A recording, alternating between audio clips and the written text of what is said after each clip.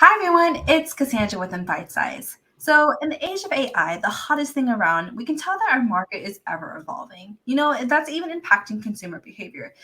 Just a couple weeks ago, we had, the Target Circle days, another Prime Day. So it seems like Black Friday is approaching even earlier and faster. And so today we have invited back Cynthia to talk about how to remain calm and adaptable in face of all this change so that we can foster innovation and stay competitive in this rapidly evolving market. So thank you once again, Cynthia, for coming back. We had such praise for your episode, and I know you also brought Shabong along for another episode. So thank you so much for coming back. We're so happy to hear you. So how are things going with you? Thank you for having me, Cassandra. I'm excited to be back.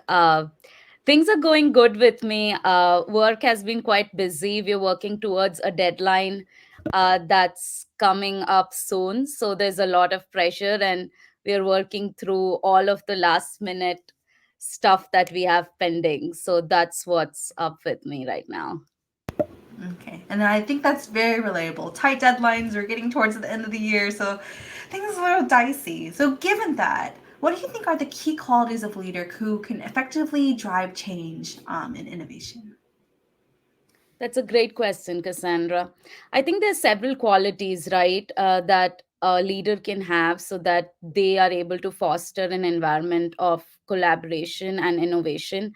I think one of the qualities that I've seen is that a person who's a visionary, they have a vision set for the organization, and they uh, encourage and influence people to think along the lines of change and innovation, and suggest what the organization could do differently.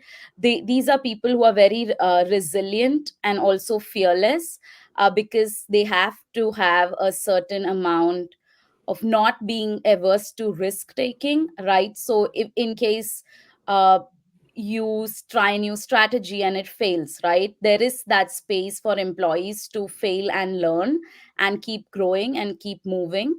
And I think if a leader has that vision and these qualities, and if they're able to influence the organization to follow along these lines, then I think it really helps to drive innovation and collaboration across different teams, and it sort of trickles down from the top all the way to the teams, and then to the people within these teams. So I think yeah, it's something, if it is really adopted at the top, you can see that trickle down then throughout the org. Yeah, and I definitely seen that, right? Like, in order for you to manage this change, that innovation, you got to be a little bit fearless, right? Take that risk, as you said, and at the same time, know where you're going. So having that vision, and then at the same time, having that perseverance, resilience, be like, hey, that didn't work out, or hey, that did work out, and then being able to move on from that moment, right? Well said, well said. Absolutely, yes. So, given that, what can we do to foster this culture of adaptability and continuous improvement? Yes, so I think few things, right? Encouraging people, obviously, to take up this attitude of learning, of finding gaps or things that can be improved. Maybe budget is something that organizations can set aside for employees to upskill, to learn uh, uh, things that they can then use within, their own space, to make processes better at the organization. So I think those are a few things that come to my mind that I think right away would make a difference. Yeah, and I definitely seen those types of things too, given what you said. And so, we talked a little bit about the organization, what a leader has. So, in your case, what techniques did you use to manage stress and maintain focus during these periods of rapid change? Yeah, change is inevitable, right? And change is always uncomfortable. So if you have a lot of things that are changing around you, and things that might seem like they're out of your control, it's really hard to deal with it. And so it helps if you have a system in place to tackle this change and to make sure that you are able to in some way or form control the changes that are at least controllable within, within your boundaries. So for me, I think I like to do three things. So for example, I will uh, have goal setting, my daily goal setting. I have three or four things that I would like to achieve in that day. And then I go in and sort of break my day down into chunks of times, right? So I'll take, say, 2 hours in the morning, 2 hours in the afternoon, a few hours in the evening, and then I'll allocate time for the different goals that I've set for that day. And I'm very specific and laser focused on just those few things that I'd like to achieve. I don't try to shoot all over and sort of do all these different things and divert my attention everywhere. I have a very specific goal that I want to achieve. So I'll, like I said, I'll break down my day and into chunks of times. And then the last step is just action taking. So instead of focusing a lot of my energy and attention towards things that I cannot control, for example, oh, the timeline is approaching. Oh my gosh, I need to, make sure that this person on my team is working on this or that. Instead of worrying about stuff like that, I'll maybe have a chunk of time where I say follow up, and I have a list of people I need to follow up with for a list of tasks. And that's also very specific what I need to follow up on. So then I'll go in and check each of those off my list. And so that way, I'm able to deal with stress better, because a lot of stress actually comes from inaction, right? You have control over certain things, but you're not really doing anything about it. And it's worrying you because there is something you can do about it.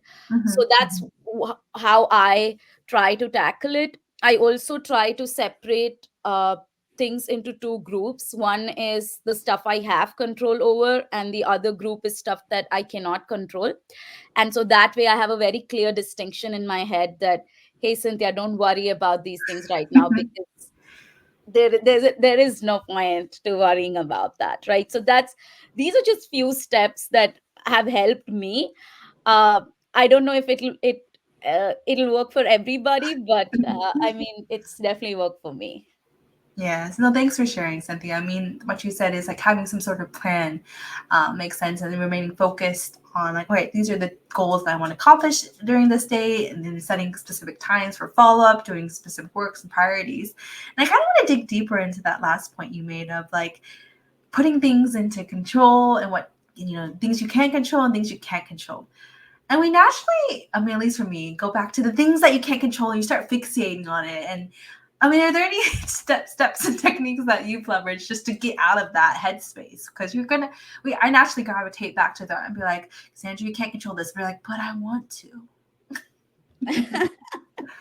Yeah, I think there's always a part of your brain that sort of fixates over it, because even for me, if I see a problem in front of me, my natural reaction is to want to fix it. So as soon as there's something, it's like, let's knock this off and get this done. Like, let's have this discussion, let's finish it off. But at times that doesn't happen, right? So I think that list, I'll go back to again my list, because then having uh, a number of tasks listed down priority wise helps, because then if I'm not able to achieve one thing, there are other things that need my Mhm, focus. So I rephrase my thinking like that, where I tell myself, hey, you know what, this is not working out right now, so let's come back, let's revisit this maybe tomorrow. And I'll put it on another list, say for the next day, or I'll just make a note to myself like, hey, follow up on this. So that's something I do.